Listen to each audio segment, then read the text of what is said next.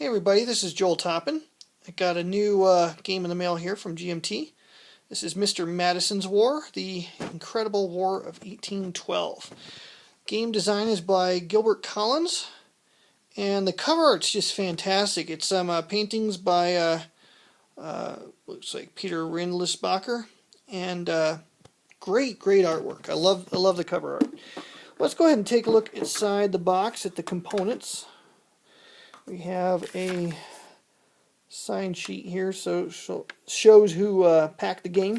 All right, dice. Now this is a little bit odd. I wouldn't be expecting this. I would be expecting blue and red, but instead I've got blue and black dice. But oh well, that's just unusual.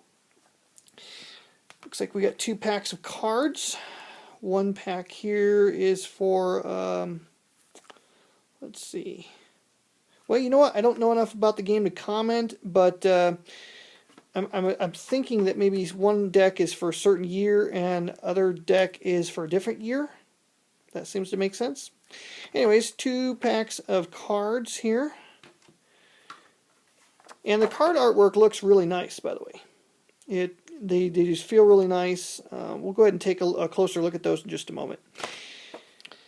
Okay, I did say earlier in the video that I would take a closer look at the cards, so I've taken them out of the shrink wrap so you can see what we've really got here. And it's actually 3 different backs to the cards.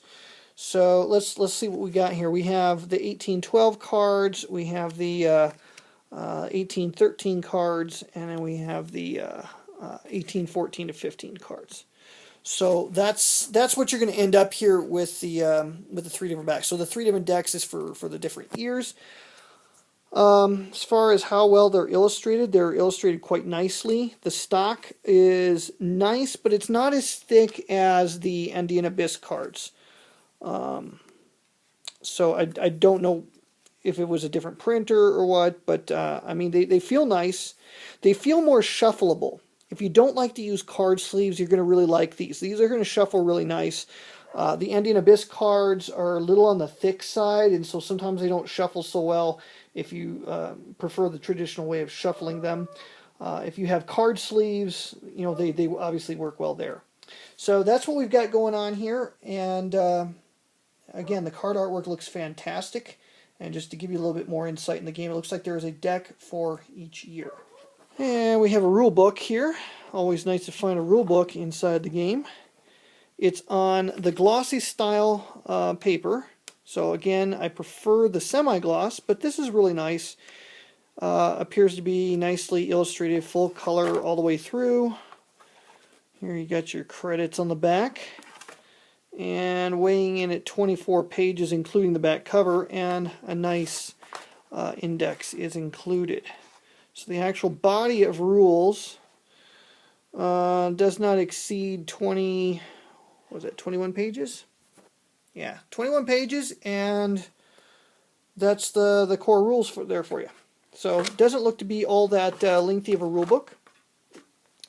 Now the counters, looks like 2.5 counter sheets. They are the larger 5/8 inch counters. Really nice counter artwork, as we would expect from GMT. Now this is not the double thick stock. This is the standard size thickness. And in some ways, I kind of like this particular white core stock better than the double thick, just because it seems to be of a sometimes you get fraying around the edges with the brown core. But anyways, no worries there. I've already, in case you're wondering why there's a glare, I'll go ahead and zoom in on something so you can see the detail. I like to prep my counters by spraying on some clear coat from Krylon. So it gives it a nice feel and preserves it and protects it. So there you have it. Nice counter artwork. Again, 1.5 counter sheets. Map artwork is available on GMT's site. It's a paper map, so I don't have a problem with that at all. Nice artwork. I'm not going to unfold this, but you can see the artwork on GMT's website if you want to see the full thing. But really nice. Looks very lush. Let's see what else we got here. Looks like several play aids. This one here has got a land combat results table, naval combat results table, and a reference involving, looks like, several different mechanics from the game. Full color. It's on cardstock. And there are 2 of these, one for each player, I would assume. Okay. Here is, looks like the startup positions. So you have little setup cards here. So there you have it. And it looks like, interesting. Okay, so I have 2, just trying to figure out why I have 2 British setup cards.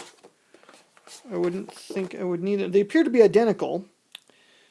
Anyways, I'm sure I'll find out. Maybe I got a bonus in here. I don't know.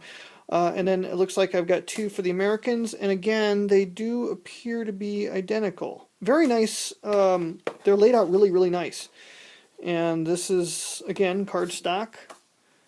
And, wow, okay.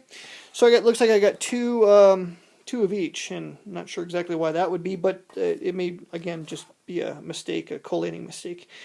Here is the playbook. Playbook is thinner than the rule book. Doesn't feel quite as thick. It's 16 pages long. And again, it's on the glossy paper. It's got scenarios, examples of play, designer's notes, player notes. Let's go ahead and have a looky-loo at the scenarios here. Well, I always like to go through my magazines backwards, but I don't know why that is. Alright, examples of play start on page 4. So scenario-wise, looks like we have a number of yearly scenarios and then presumably the full thing. So, yeah. So that's Mr. Madison's War, the War of 1812, just making it in time before the 200-year anniversary expires. So, yeah, very, very nice looking game. I don't know enough about it. We did a demo. And that's kind of what sold me on the game. We did a demo back in the summer, and it looked to be really interesting. So I'll be curious to see how this thing plays, and I'm actually excited to take this for a spin once I finally get some free time on my hands. So that's Mr. Madison's War, and that's what's inside the box.